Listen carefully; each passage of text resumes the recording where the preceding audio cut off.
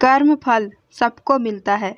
बेटा बनकर, बेटी बनकर, बहू बनकर और दामाद बनकर कौन आता है जिसके साथ तुम्हारे कर्मों का लेना देना होता है। लेना देना नहीं होगा तो नहीं आएगा।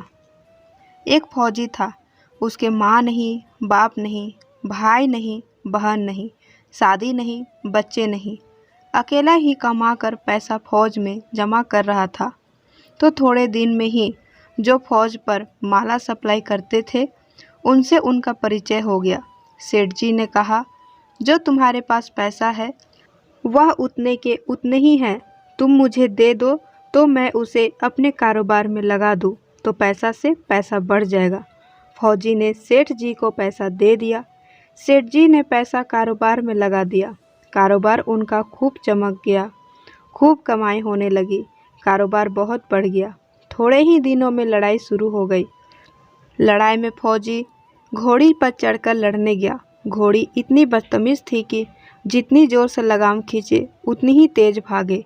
खींचते खींचते उसके गलफट तक कट गए, लेकिन वह दौड़कर दुश्मन के गोले में जाकर खड़ी हो गई। दुश्मन ने वार किया, फौजी भी मर गया और घोड़ी भी मर गई। जब सेठ जी को यह बात पता चला कि फौजी मर गया है तो वह बहुत खुश हुआ। अब तो उसका कोई वारिस नहीं है तो यह पैसा देना किसको। अब मेरे पास पैसा भी हो गया, कारोबार भी चमक गया, पैसा लेने वाला भी कोई नहीं रहा। सेठ जी बहुत खुश हुआ। कुछ दिनों बाद सेठ जी के घर में लड़के का जन्म हुआ। अब सेठ जी और भी खुश हुए कि भगवान की बहुत दया है। कारोबार भी हो गया, लड़का भी हो गया, पैसा लेने वाला भी मर गया। उनका लड़का होशियार था, पढ़ने में तेज था। सेठ जी ने उसे खूब पढ़ाया लिखाया। जब वह पढ़ लिख कर बड़ा हो गया तो सेठ जी ने सोचा कि अब यह कारोबार संभाल लेगा, चलो इसकी शादी कर देते हैं। शादी करके घर में दुल्हन आ गई। सेठ जी ने सोचा अब कारोबार संभाल लेगा, लेकिन कुछ दिनों बाद लड़के की तबीयत खराब हो गई। अब सेठ जी वैद्य हकीम के पास दौड़ रहे हैं। वैद्य जी जो दवाई दे रहे हैं वे खिला रहे हैं, लेकिन दवाई असर नहीं कर रहा है। बीमारी बढ़ती जा रही है, पैसा बर्बाद हो रहा है, रोग तो कट ही नहीं रहा है और पैसा लगता ही जा रहा है। अंत में डॉक्टर यह कह दिया कि इस बीमारी का कोई इलाज नहीं है, यह लाइलाज बीमारी है। लड़का 2 दिन में मर जाएगा। डॉक्टर की बातों को सुनकर सेठ जी निराश होकर लड़के को लेकर रोते हुए जा रहे थे। रास्ते में उन्हें एक आदमी मिला। उसने कहा, अरे सेठ जी, बहुत दुखी लगते हो। सेठ जी ने कहा, यह बच्चा जवान था, हमने सोचा बुढ़ापे में हमारा सहारा बनेगा, पर शादी होते ही बीमार हो गया। हमने इसके लिए खूब पैसा लगा दिया, जिसने जितना मांगा उसे उतना दिया, लेकिन आज डॉक्टरों ने जवाब दे दिया, इसे लाइलाज बीमारी है, अब यह नहीं बचेगा। अब घर ले जाओ, यह 2 दिन में मर जाएगा। अरे सेठ जी, क्यों दिल छोटा कर रहे हो? मेरे पड़ोस में वैद्य जी दवाई देते हैं, 2 आने की पुड़िया खाकर मुर्दा भी खड़ा हो जाता है। जल्दी से तुम वैद्य जी से दवा ले आओ। सेठ जी दौड़ कर गए और वैद्य जी से 2 आने की पुड़िया ले आए और पैसा भी दे दिया। पुड़िया खाते ही लड़का मर गया। अब सेठ जी रो रहे हैं, सेठानी रो रही है और घर में बहू और पूरा गांव भी रो रहा है। पूरे गांव में शोर मच गया। जवानी में सेठ जी की कमर टूट गई।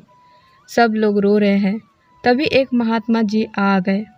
उन्होंने कहा, क्यों रोना धोना भाई? लोग बोले, इसका एक ही जवान लड़का था, वह मर गया, इसलिए सब रो रहे हैं, सब बहुत दुखी है।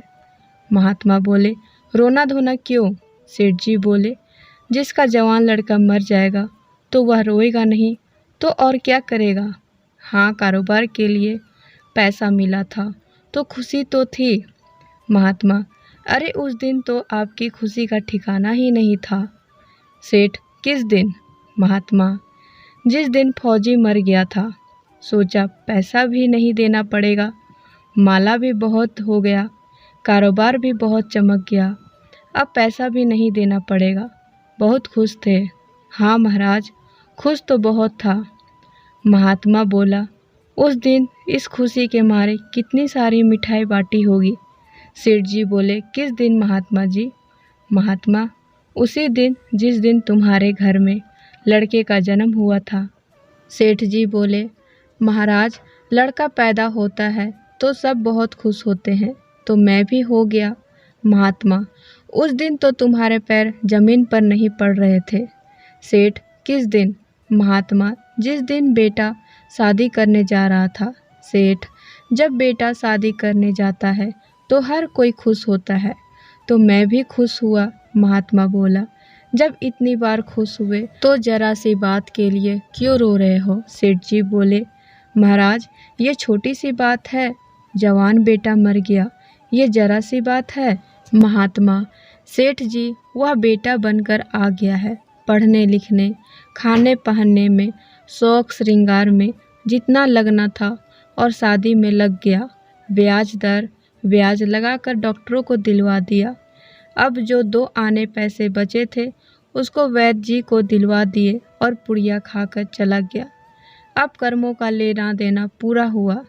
चलो, हमारे साथ जो कर्मों का लेना देना था वो हुआ सो हुआ। वह जवान बहुरानी जो घर में रो रही है, जवानी में उसको धोखा देकर विधवा बनाकर चला गया। उसका कौन सा अपराध था जो उसके साथ ऐसा किया? महात्मा बोले, ये वही घोड़ी है जिसने जवानी में फौजी को धोखा दिया। इसने भी उसे जवानी में धोखा दे दिया। वैद शास्त्र और पुराणों के साथ साथ सभी संत महात्मा का कहना है कि यह संसार कर्मों का लेखा जोखा है। आई जो जीव चैतन्य है वह समझदारी से भव सागर पार हो जाएगा। वीडियो अच्छी लगी हो तो एक लाइक करें और चैनल को सब्सक्राइब करना ना भूलें।